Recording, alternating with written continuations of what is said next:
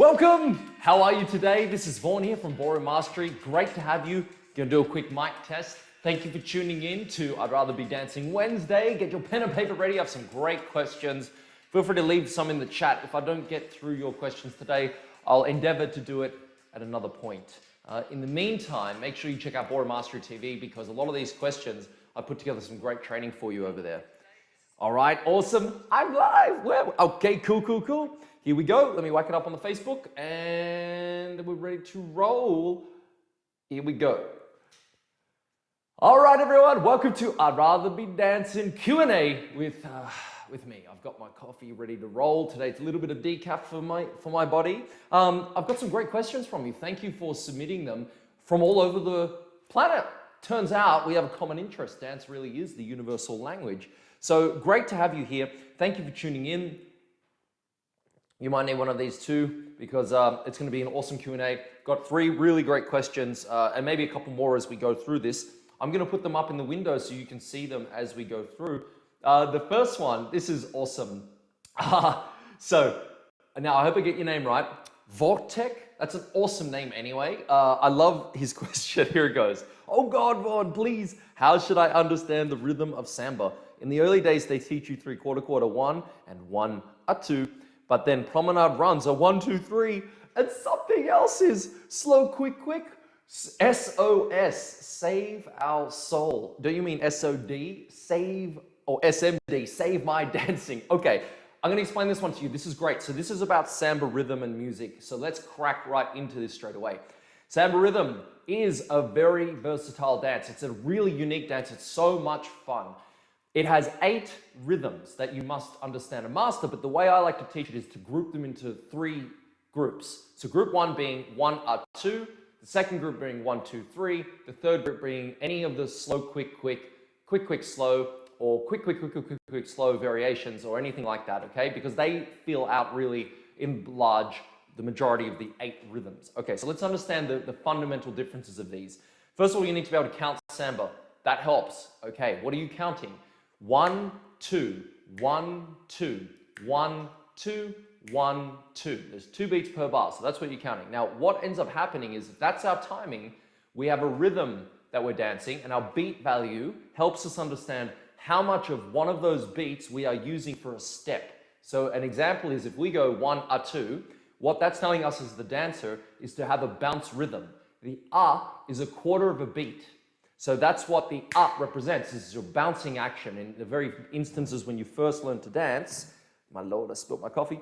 When you first learn to dance, you got your rhythm bounce, you're going down on the first beat, up on the second beat, and generally up through the ankles as well. So we're going 1 2 3 4 right? Ready to roll. So that's our rhythm bounce for 1 or 2 rhythms. So if we look at whisks, botafogos, our basic, reverse basic, progressive basic, side basic, natural basics, most of our figures that we have the bounce rhythm on, like a volta, they all require that bouncing action. Now, when we look at the beat value is how much of that beat do we use? So we count 1 2, but it would be, as one example for a whisk, it would be 3/4 of a beat, 1/4, 1. So 3/4, 1. 3/4, quarter, 1. Because the fundamental error people make is they count 1 2 and they go 1 2, 1 2. So everything is of equal measure. Everything they're doing is the same. Whereas we don't really have that time. What we're doing is we're trying to use 3/4 of the beat, 1/4 of the beat, a whole beat to come back down from the heavens. 3/4 of a beat, a whole beat, then 1 beat to come back down, right? So that's how beat value works in conjunction with the rhythm count. But stay with me now, because as we move on in our dancing, we go, well, there's actually more to Samba than simply the bounce rhythm. We also have 1 2 3 timing. The 1 2 3 timing, very few steps use this. Okay, and the way to think of the 1 2 3 timing is that you're using it for your promenade to counter promenade runs, and you're using it for turning 3 steps. So sometimes the end of the promenade to counter promenade runs, a lady can do a turning 3 step under the arm in a spiral and then go into like locks, for example. We count 1 2 3 timing for that. But in the general principle of 1 2 3 timing, The beat value is what you need to pay attention to, because 1, 2, 3 doesn't tell you to bounce, okay? There's no bounce rhythm associated with that. So what there is a gentle arc. So an arc is like a curve, essentially. So we start here, we rise, we fall. It's very gentle, so it's not abrupt. So if you're doing your promenade run, okay, and I've just got to get my legs a bit warm, right? We're not bouncing, so we're not going boom, boom, boom, all right? That would be terrible. We want to gently rise up for 1, 2, then 3 through the movement, okay? I haven't quite warmed up, so that's stretching my body. All right, so, but the idea is that the 1, 2, 3 timing is your arc, and we don't use it for many counts, so I wouldn't worry too much about that one unless you're doing your promenade runs. And I'll give you a super tip, hang in here, because I'm going to explain something about how we count dancing even with those rhythms. Then the last one is we have slow, quick, quick rhythms, or quick, quick, slow.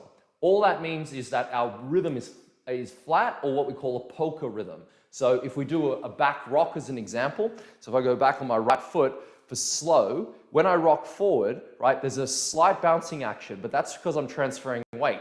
But it's not like a bounce as in the 1 or 2 timing. That would be weird.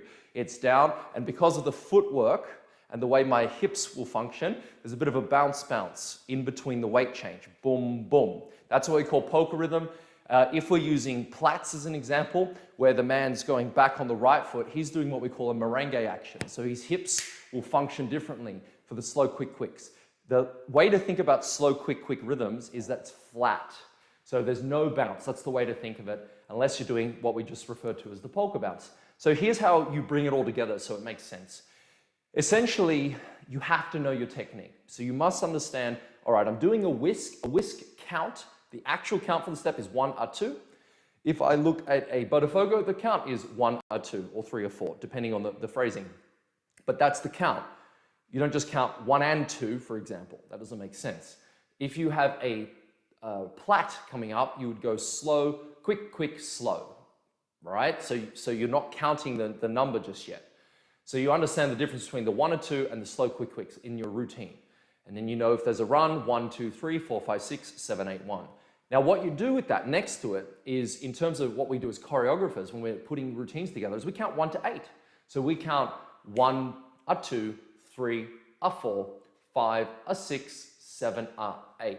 It just makes it easiest, or we might count 1 and 2, 3 and 4, 5 and 6, 7, 8. Now that just makes it easier to go to the music. But what we understand as dancers is the beat value. So next to your rhythm counts, you should put the beat value for that step. So as an example, if I do a very basic movement, if we go reverse basics, starting off with the left foot, and I go 1, a 2, then 3, a 4, it would be 3/4, quarter 1, 3/4, quarter 1. If I did my whisks, I'd be going 5, a 6, 7, a 8. This would be 3/4, quarter 1, 3/4, quarter 1. Right, now I've done that. If I had a different type of action, say my rolls, reverse rolls, and I've definitely not warmed up enough for this one, but if I do my rolls, we know the timing for that goes slow, okay? Then quick, quick, then slow, quick, quick, slow. Now, as I continue through that movement, what I would be saying in terms of beat value is I'd be going 1 slow is worth a whole beat, 1 quick is a half a beat. So this would be 1, 2 and 3, 4 and 5. And off I go out my window. So understanding what the count represents in terms of beat value is going to help you to know how much time you should take on the specific step at hand. And this is why Samba is so attractive for people, because you end up having an entire dance built up of 8 contrasting rhythms, from bouncing to the flat, to the polka, to the arc, that you end up having this, and if you really advance your Samba, you know, you're not just doing a whole bunch of bounce rhythm. You chop from bounce rhythm to polka rhythm and back into a bounce, then into a roll, and it's like crazy, right? So it's the control of that makes it so cool to do. So, like I said, know your technique names and steps, know your rhythm counts, know your timing, and then once you understand that, it's easy to just count your dance: 1, a 2, 3, a 4, 5, a 6, 7, a 8, all the way up to 8. But you understand as the dancer the rhythm counts that you're actually doing. So I hope that helps. Let that one be a guiding force for you. It's going to take time, I'm not going to lie. It's one we all love to do. All us dancers love the Samba, but it's not an easy one. Let's get to the next question. All right, here we are. What's going on, Mandy? So my second dance workshop I've organized, it's about getting feet through the door, not being scared of doing introductions to my students, confidence. So, and then I think I asked her, what do you mean getting foot through the door? And she meant getting some men up in the studio. Welcome to the universal dance problem. I do not have a specific answer for you, but I got some very good advice from running a studio for the last, it'll be 8 years in January. So the man phenomena, right? The man phenomena, what do we do here? Well, the man phenomena is this. Well, there's just more women that dance than men. So men, if you're smart, you'll walk into a dance studio from this lecture today. The point is that there's always going to be more tilting towards the lady side of things in terms of how many women there are than there are men. So there's going to be fewer men, there's going to be more competition for the men.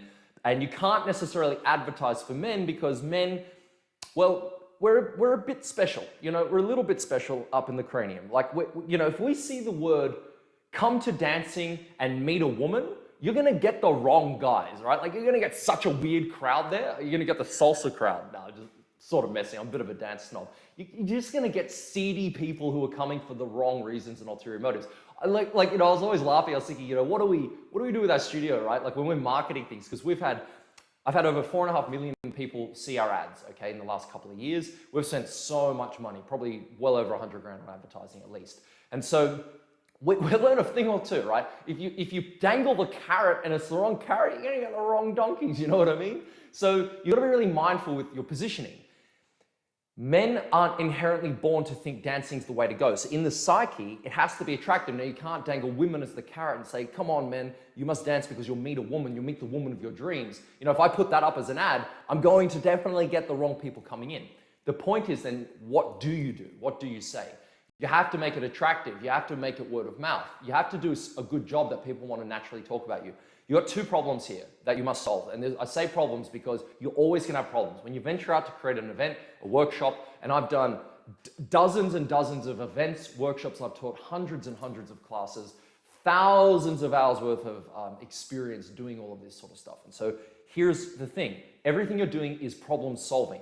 Doesn't mean that you are the problem. It just means everything's a problem to be figured out. There's a big difference. If an event doesn't work out, you're not a failure, right? It's because you didn't solve the problem in the market or you didn't solve a problem properly that people understood it. Therefore, and marketing essentially, the way I look at it is it's a way to help people understand they have a problem. You are providing the solution via the workshop, event, or product, okay? And that's the idea. Now, for men, you got to think, what is their problem? What is the problem? Your dancing is the solution, right? And so that's the key. And again, you can't go down the woman trail. You got to try something different. But then for women, it's the same thing. Like, is it getting fit? Is it health? Is it social, right? Like, I've made a list of 10 reasons to dance. One of those reasons, of course, is it's social.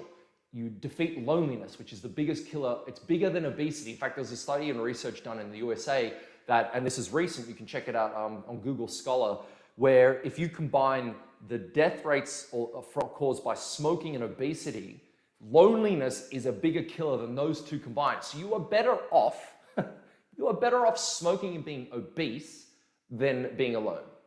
Let that sink in. So you got to find a message that resonates with the audience, and that will bring them in, because most people don't grow up thinking, oh, I'm going to dance. They'll have it, like most women that have danced when they're a teenager will come back to it later in life. So they're the easiest people to go for. It's like, you can just put the ads out, people will respond, okay? Because dancing's already there for a lot of women. For men, attracting men, you've got to hit it a different way, and I don't have an exact answer for you because you have to test. So the bottom line is anything you're looking to do, if you're putting on events, workshops, you're looking to become a teacher, if you're a great dancer, you do not necessarily qualify to run a great business because it's a different skill set. So you have to swap it up in your brain a little bit and say, okay, I'm a great teacher, I'm going to attract great students. You will attract great students, but it will be limited because one, you can't dance 24 hours a day, and two, you have to put the feelers out in the marketplace because people don't know who you are. Even in your world of dancing, they may know who you are. But like, look, honestly, if like Slavic or Karina or any of those open up a studio, they're gonna have a better chance to an extent of having success in a studio, but not necessarily. That doesn't qualify them to run a great business because you've got to have a different marketing skill set, so to speak. So everything's a problem you're trying to solve. You're using advertising as a way to put the carrot in front of people to see what resonates and what doesn't. You're going to have to spend money. I'm so sorry to say that to people. Oh my God, I think I offend business owners when I say you have to spend money on your advertising, but it should make you money, okay? It should not be an expense. It must be an investment, and that's the thing to figure out. Now, in the beginning, start small, get a few people in the door, and ask for referrals, because still, no matter what advertising you do, at least 50% of your business will come from word of mouth. Okay, the next question, and we go back into Julie. Okay, trying to get confidence up to dance my silver bar in 2 weeks. Nice, okay. Never had a problem with it before, and I've struggled with it in my steps this time around. Okay, so I'm assuming you've never had a problem with the grade below. That's what you must mean, not the fact that you, because you haven't done, you're not repeating silver, right? So, okay, you've got this. Look, you got this, girl. You just gotta keep saying that to yourself. I've got this. Give yourself the command. The problem becomes when you, and I say this a lot to my medalists, we just did our 756th medal exam last weekend. And like, it took me a few days to recover, but I made it. And look, my wife, of course, is an enormous contributor in that. She runs the other half of the business, and she's got a great class, a medal class that she does, and some phenomenal students. The standard was so high. Most students scored in the 90th percentile. Like, it was just a really, really good day for everyone. And so when we look at that, and I say to people, when you start off, there's something called the Dunningkruger Effect, and that is, you got on this side here, you got on the time like scale, on this side you got experience, and going out that way, and then on this side, you got time and then experience. So when you first start out, your experience and time is 0. You haven't started, you don't know. After a couple of weeks, a couple of months, it goes right up, you peak, confidence is high, your experience is still very little. You don't really know what you don't know. And then all of a sudden it drops because you start to know, oh my God, I know nothing. You know nothing, Jon Snow, right? Like, so you just, oh wow, and you see all these better dancers, you start going to competitions, you start seeing people in gold doing medals, you're like, oh my God, I'm nothing like that person. Mind you, they're like 20 years old and fit, and trim and terrific. Like, terrible person to compare yourself against, right? But you do that anyway, and then all of a sudden you're down here and you might quit. That's when most people quit. Now, as you go along the medals follow that. So you start off in leisure, or say, let's say bronze. That's no experience, very little, but your confidence might be high because you're naive as hell. You don't know what's going on. You're like, yeah, woo, I know what I'm doing, yeah. And it's that raw enthusiasm that gets you going, right? Keeps you on flow. And you lose that when you've done a couple of medals. It goes, I don't care who you are, unless you're completely like neurotic or narcissistic, like, it disappears. Because all of a sudden you expect better from yourself, but it's a higher grade and it's harder. So all of a sudden you're like, I demand myself to be a better standard, but maybe you've trained the exact same way since you did from day one. So an example is, if you only do a medal class every year, like a medal class every week, I should say, or one private lesson, yet you're moving up the ranks of, say, competition or medals, what ends up happening is your expectations of your dancing jump, right? Like, they go massively high at each medal. Like, oh, I'm silver bar now. I better dance like a silver bar dancer, whatever that means, right? And then you're not doing yourself any favors because you haven't adjusted the way that not only you see yourself, but your actual preparation, your training for it. So you're doing what you did that qualified you for bronze. Not only that, in bronze, you were naive, so you didn't know anything, so you just went with raw enthusiasm. So now you're in a different state. So now you need a better strategy, okay? So this is for any dancer out there. You need a better strategy to do this. You have to think, okay, I'm silver bar. What am I looking for at the end of the day? What do I want? Is it an honor? Is it a commended? Is it a pass? What's the rank that I'm wanting to get? Then you got to let that go. You must let it go. Do not let that be the thing that holds you to your dancing. Fuck the results. You got to look for the personal result, right? Like, how much better are you skillfully? Are you more balanced? Did you remember your routines? Are you on time, right? Like, those things matter. You can control those. You cannot control the grade. If you control the skills that you develop and you develop those, the grade will take care of themselves over time. So what ends up standing for yourself now? But you've got to change the strategy to get it. So you have to look in yourself because you're doing the work, and you're doing different work and better work than you did when you were first starting. And so this is how you iterate. It's how I went from doing my first class to ultimately going to 1 private, 2 privates a week, 5 private lessons a week, from training once a week, twice a week, to 5 days a week, to barely having any holidays and just doing it all in. But you don't start off that way, and I wouldn't recommend that as a strategy unless you really want to do something serious with your dancing, because it will burn you out and it will kill your passion. So whatever happens, Julie, and to anyone else out there, listen to me. Go with God, right? Like, raw enthusiasm. Go for it, you know? Switch off the brain and let go of the results. They will take care of themselves if you prepare properly and do the work. I want to thank you all for tuning in today. It's been a pleasure serving you, pleasure being here. Awesome Q&A. Hey, stay tuned. We've got lots coming up your way. Make sure you visit ballroommastery.tv for lots of free training. Sign up for one of our programs or courses. We'd love to have you inside as a member. In the meantime, I look forward to helping you master the art of ballroom dancing in the next episodes.